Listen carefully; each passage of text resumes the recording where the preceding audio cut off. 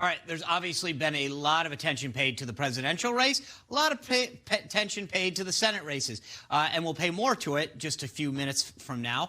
But the down ballot races in some of these states, these state houses, they yielded some big results, especially for the Republicans. The Republicans now continue to control about 3/5 of all of the 98 partisan legislative chambers. That's the House and the Senate in each of these states. So let's look at some of the numbers. The GOP has maintained 59 of all 99 legislative chambers. They've also held on to 24 lieutenant governor seats and 29 secretaries of state. The GOP has never been in a stronger position to pass legislation for voters in their respective states.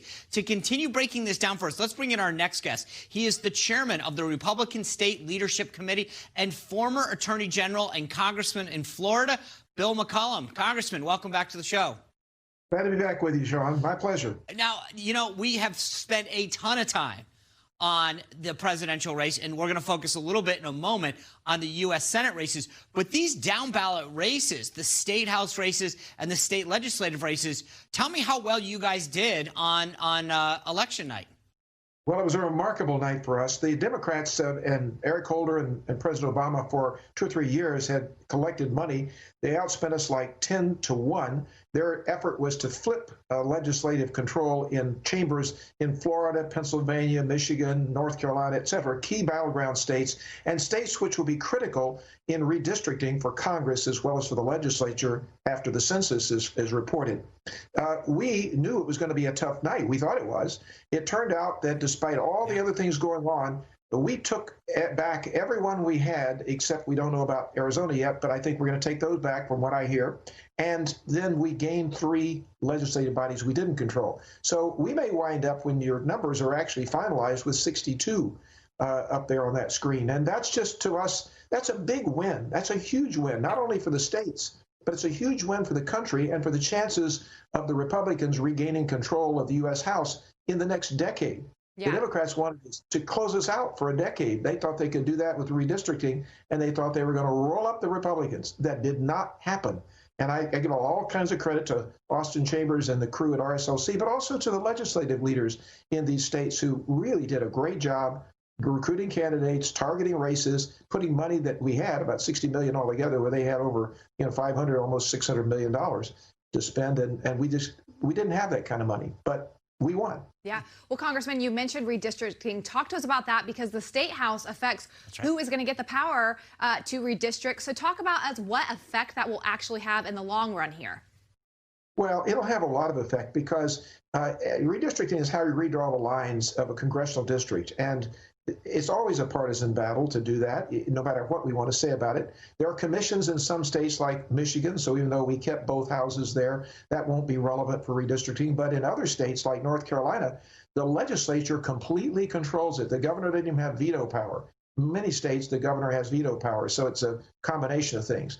But what we've done by controlling these key legislative bodies means that Republicans are going to be players, in many cases drawing those lines that become final, and it means that there are likely to be pickups for quite some time, because they'll draw the districts inside a state, the new seats, the old seats, when somebody loses a seat or two because of population shift, or gains a seat or two because of population shift. They'll redraw those lines to favor the majority's party, and we're the majority in those legislative bodies.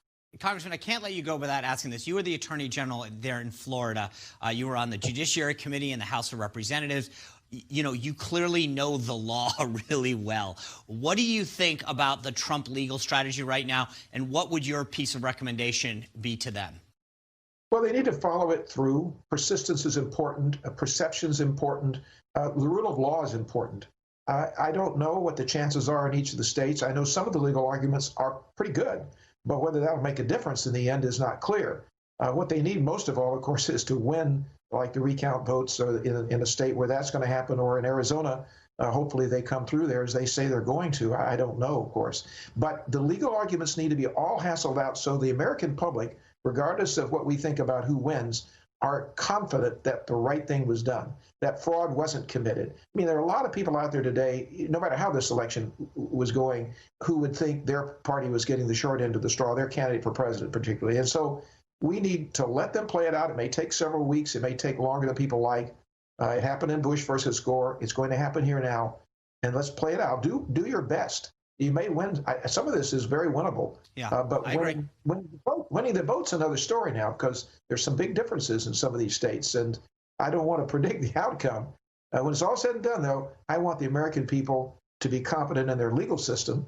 Yeah, I hope all these people on the left who keep talking about count every vote feel the same way if Donald Trump starts taking over these states that like right. Arizona. So I hope that all the folks on the left that want to count every vote share with that. Congressman Bill McCollum, thank you for joining us and breaking down some really good news that otherwise wasn't getting reported. Well, thanks, John. My pleasure. Newsmax TV is now America's fastest growing cable news channel. We give you the real news you need. So subscribe to our YouTube channel and give us a thumbs up. If you like this video, share it with your friends. Newsmax TV streams live on YouTube for free. Newsmax TV, real news for real people.